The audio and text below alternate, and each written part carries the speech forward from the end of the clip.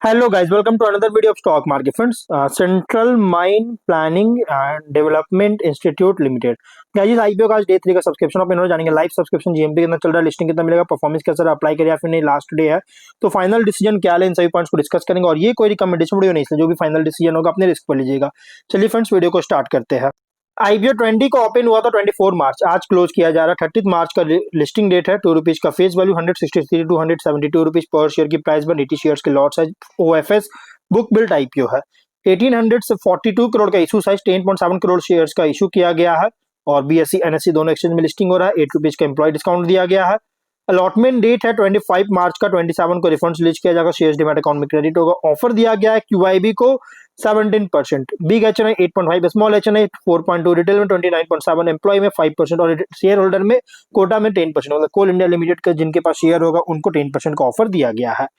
Retail minimum 1 lot apply कर सकते हैं, 80 शेयर्स मिलेंगे, 13.7 थाउजेंड पे करना पड़ेगा। मैक्सिमम 14 लॉट अप्लाई कर सकते हैं, 1.9 लाख रुपीज पे करना पड़ेगा। Small HNI minimum 15 lot apply कर सकते हैं, 2 लाख रुपीज पे करना पड़ेगा। मैक्सिमम 72 लॉट अप्लाई कर सकते हैं, 9.9 लाख रुपीज पे करना पड़ेगा। Big HNI minimum 73 lot apply कर सकते हैं, 10 लाख रुपीज पे करना पड़ेगा। लेकिन गाइज अगर हम बात करें इस आईपीओ में, अगर 5 टाइम सब्सक्राइब होता है, चाहे small HNI, retail, big HNI जिस कैटेगरी में हो, आपको मिनिमम लॉट अलॉट होगा। जैसे रिटेल में ओनली 1 लॉट, स्मॉल एचएनआई में 15 और बिग एचएनआई में ओनली 73 लॉट अलॉटमेंट किया जाएगा। एंकर से 470 करोड़ का फंड रेज कर चुका है। अब अगर हम इसके सब्सक्रिप्शन की बात करेंगे तो 2 डे सब्सक्रिप्शन अगर देखा जाए तो क्यूआईबी ओनली सब्सक्राइब किया गया, बहुत थोड़ा बहुत देखने को मिला है 62% का। बाकी अदर कैटेगरीज में बहुत ही लो सब्सक्राइब है और 1.1 करोड़ शेयर्स बीट किया है क्यूआईबी से 195 करोड़ का। बिग एचएनआई ओनली 5% सब्सक्राइब है, 4.8 लाख शेयर्स का बीट किया 8.2 करोड़ का। स्मॉल एचएनआई 14% सब्सक्राइब है, 6.4 लाख शेयर्स बीट किया 11 करोड़ का। रिटेल में 18% सब्सक्राइब है, 55.8 लाख शेयर्स बीट किया 96 करोड़ का। एम्प्लॉय में 10% सब्सक्राइब किया गया, 5.5 लाख शेयर्स बीट किया 9.5 करोड़ का। शेयर होल्डर में 18% सब्सक्राइब है, 19.7 लाख शेयर्स बीट किया 34 करोड़ का।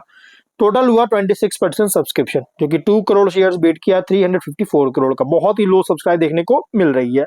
जीएमपी ₹0 का, विच मीन्स कंपनी फ्लैट या तो डिस्काउंट लिस्टिंग कर सकता है। बिजनेस पर मैं ज्यादा कुछ बात नहीं करूंगा क्योंकि मैंने ऑलरेडी वीडियो बना रखा है, लेकिन मैं फिर भी बता देता हूँ। Coal and mineral exploration and mining, mine planning and design services, इन सभी का एंटायर स्पेक्ट्रम के लिए सपोर्ट सर्विसेज और कंसल्टेंसी प्रोवाइड करने में इंगेज है।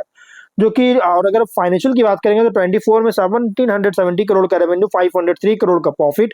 25 में 2177.5 करोड़ का रेवेन्यू, 667 करोड़ का प्रॉफिट। 9 मंथ्स में 1544 करोड़ का रेवेन्यू, 425 करोड़ का प्रॉफिट है। कंपनी का फाइनेंशियल भी बहुत ही शानदार ग्रोथ देखने को मिला है, टॉप एंड बॉटम लाइन में बहुत अच्छी ग्रोथ है अगर देखा जाए तो। लेकिन गाइस कंपनी जो है इस फील्ड में 61% मार्केट शेयर एंजॉय कर रहा है और मोस्ट प्रेफर्ड कंसल्टेंट है कोल इंडिया लिमिटेड का, और कोल इंडिया लिमिटेड का ही सब्सिडियरी कंपनी है।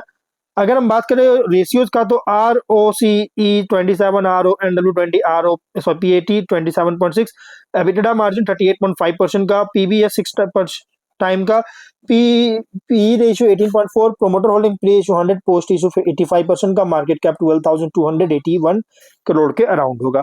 कंपनी का फाइनेंशियल डेटा के अकॉर्डिंग प्राइस बैंड जो रखा गया फुल्ली प्राइस्ड आईपीओ है और ये डिविडेंड पेइंग कंपनी है। मतलब कंपनी जो है ना डिविडेंड पेइंग पीएसयू कंपनी है, जो कि हैंडसम रिवॉर्ड्स स्टेक होल्डर्स को के जो कि प्रोवाइड करता है, जो कि गाइडलाइंस इसके लिए फॉलो कर रही है। अब अगर हम बात करें इस कंपनी के आगे अगर देखा जाए तो गाइस मेनली कंपनी जो है geological exploration and resource evaluation से रेवेन्यू जनरेट करता है। 45.8% का अकेले से जनरेट करता है, मतलब कि लगभग हाफ जो रेवेन्यू है इसी से ये अकेले जनरेट करती है, जिस पर मतलब डिपेंडेंस बहुत ज्यादा है। और अगर हम बात करें गाइस इंडस्ट्री ओवरव्यू देखा जाए तो इंडिया में कोल डिमांड जो होगा लगभग अगर देखा जाए तो थर्मल के लिए 3.7 और कोकिंग के लिए अगर देखा जाए तो 9.2% CAGR का ग्रोथ करने का एस्टिमेट है 30 फाइनेंशियल ईयर के अकॉर्डिंग। और इंडियन माइनिंग कंसल्टेंसी मार्केट भी 4.8% CAGR का ग्रोथ करने का एस्टिमेट बताया जा रहा है। इंडियन माइनिंग कंसल्टेंसी मार्केट भी अगर देखा जाए तो बहुत शानदार 4.8% CAGR का ग्रोथ करने का एस्टिमेट बताया जा रहा है चारों कैटेगरीज में। और अगर हम बात करें इस कंपनी का यहाँ पे कॉम्पिटिटर की बात करें तो इंजीनियर्स इंडिया, राइट्स, ये दोनों इसके कॉम्पिटिटर जो कि सेम बिजनेस प्रोवाइड करता है। और अगर हम इसके स्वॉट एनालिसिस करेंगे तो कंपनी का स्ट्रेंथ अगर देखा जाए तो ऑपरेट हो रहा है as a government backed consultancy engineering company mining and mineral exploration में। होली ओन्ड सब्सिडियरी है Coal India Limited, major PSU Coal India Limited का, जो कि स्ट्रॉन्ग क्रेडिबिलिटी और इंस्टीट्यूशनल बैकिंग प्रोवाइड कर रही है। End to end services provide करता है, इंक्लूड है geological exploration, mine planning, design and environmental consulting. Market leader है coal and mineral consultancy services में इंडिया में। और एसेट लाइट कंसल्टेंसी मॉडल है हाई मार्जिन के साथ, जो कि माइनिंग कंपनीज के कंपैरिजन में। स्ट्रॉन्ग फाइनेंशियल परफॉर्मेंस है, हेल्दी प्रॉफिटेबिलिटी और डेट लेवल बहुत ही लो है। लॉन्ग टर्म रिलेशनशिप है government bodies large mining companies के साथ, जिससे स्टेडी बिजनेस इंश्योर करता है। वीकनेस की बात करेंगे तो हेवली रेवेन्यू जो है हेवली डिपेंड करता है कोल सेक्टर और गवर्नमेंट रिलेटेड प्रोजेक्ट्स पर। डाइवर्सिफिकेशन भी लिमिटेड है अगर माइनिंग कंसल्टेंसी सर्विसेज के बाहर देखा जाए तो। और ग्रोथ भी जो है ना बहुत ही स्लोअर है अगर प्राइवेट सेक्टर कंपनीज से कंपेयर करें तो, क्योंकि पीएसयू स्ट्रक्चर जो है ना थोड़ा स्लो ग्रोथ करता है। हाई डिपेंडेंस है फ्यू लार्ज क्लाइंट्स पर। ग्लोबल प्रेजेंस भी बहुत ही लिमिटेड है इंटरनेशनल माइनिंग कंसल्टेंसी फर्म्स के कंपैरिजन में। अपॉर्चुनिटीज की बात करेंगे तो डिमांड जो है बहुत तेजी से इंक्रीज कर रहा है mining, mineral exploration, mining consultancy, resource planning में के लिए।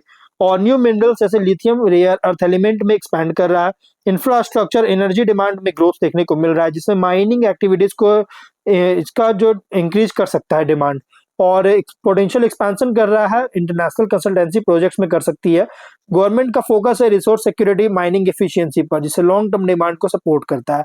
थ्रेट की बात करेंगे तो एनर्जी ट्रांजिशन के कारण लॉन्ग टर्म डिक्लाइन फेस कर सकता है, जिसपे जिस और ये इसलिए हो सकता है क्योंकि कोल सेक्टर पर डिपेंडेंस बहुत ज्यादा है।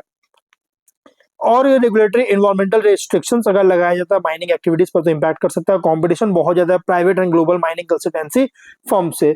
पॉलिसी चेंज के कारण guys mining and coal sector को अफेक्ट करेगा, जिससे बिजनेस पूरी तरह से इम्पैक्ट कर सकता है। और इकोनॉमिक स्लो डाउन के कारण माइनिंग एंड इंफ्रास्ट्रक्चर प्रोजेक्ट्स को डिले कर सकती है।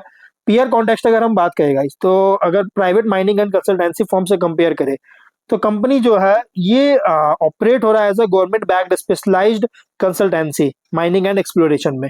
और ग्लोबल माइनिंग कंसल्टेंसी के अगेंस्ट अगर देखा जाए तो डोमेस्टिक एक्सपर्टाइज गवर्नमेंट रिलेशनशिप पर compete करता है, इंटरनेशनल स्केल पर नहीं, क्योंकि इंटरनेशनल स्केल के काम सामने का छोटी कंपनी है। इन्वेस्टर के लिए आईपी रिप्रेजेंट कर रहा है PSU backed mining consultancy play, जहां ग्रोथ पूरी तरह से डिपेंड करता है mining activity, government policy, diversification जो कर रहा है न्यू मिनरल्स में इस पर। तो ओवरऑल आईपीओ जो है pure long medium to long term IPO है। और अभी मार्केट कंडीशन बहुत खराब है तो इसलिए अभी उम्मीद करना बहुत ही मुश्किल है गाइस कि कंपनी अच्छा परफॉर्म करेगा। हाँ लेकिन लॉन्ग टर्म आईपीओ है, बट फाइनल डिसीजन जो भी लीजिएगा अपने रिस्क पर लीजिएगा। ये कोई रिकमेंडेशन वीडियो नहीं, तो मिलते हैं नेक्स्ट वीडियो में। बाय।